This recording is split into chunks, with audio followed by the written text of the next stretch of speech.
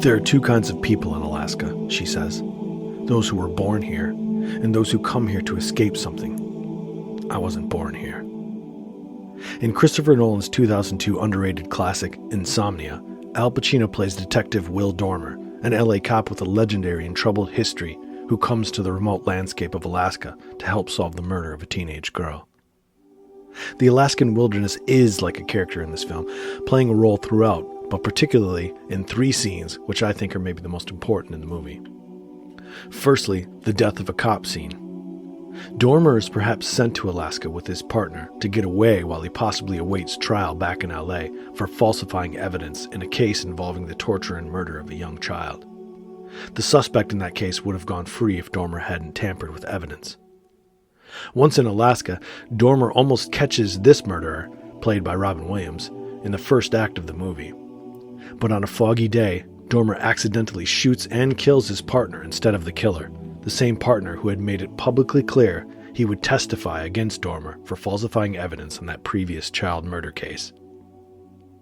After shooting his partner, Dormer once again tampers with evidence here for fear everyone will think he killed his partner, a key witness on that previous case. So he switches his bullet with one from the suspect's gun who had dropped it during the foggy chase. And that fog is key. It's the Alaskan character. It's the gray area between do the ends justify the means or don't they?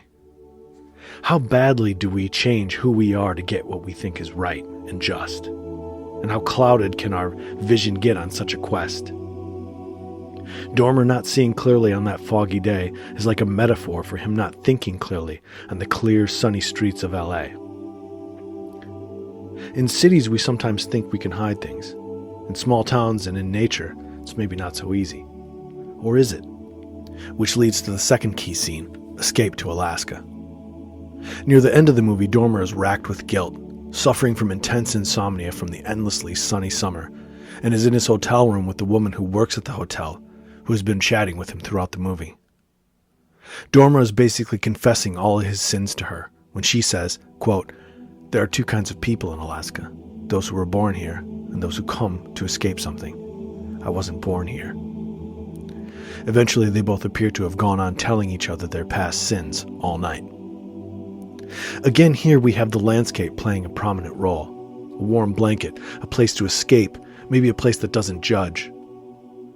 We tend to think of nature as a beautiful garden, but it's also, as Schopenhauer once said, lions or hyenas ripping a gazelle apart on the African safari.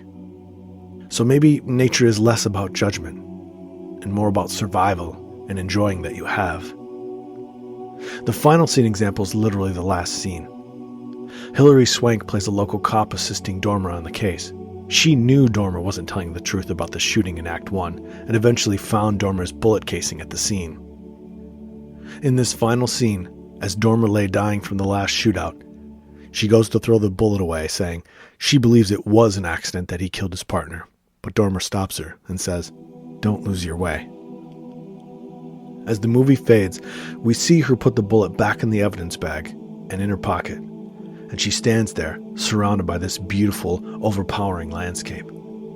Does she turn the evidence in? Does it matter? Is this a movie about cops or murder or police procedures? Or is it about the human mind, how we justify to ourselves what we do, whether it's good, bad, or ugly? I wonder if this film is about our ability or inabilities to do what we think is right at the time and to be able to live with it. In such a vast landscape of a setting, I also wonder if we perhaps too often forget how we are always simultaneously important and infinitely small and fragile compared to our surroundings, and just how difficult that can be sometimes to come to terms with, to understand. Back in that Alaskan hotel, confessing their sins, hotel worker Rachel Clement says to Dormer one last time, "I guess it's about what you thought was right at the time, then what you're willing to live with."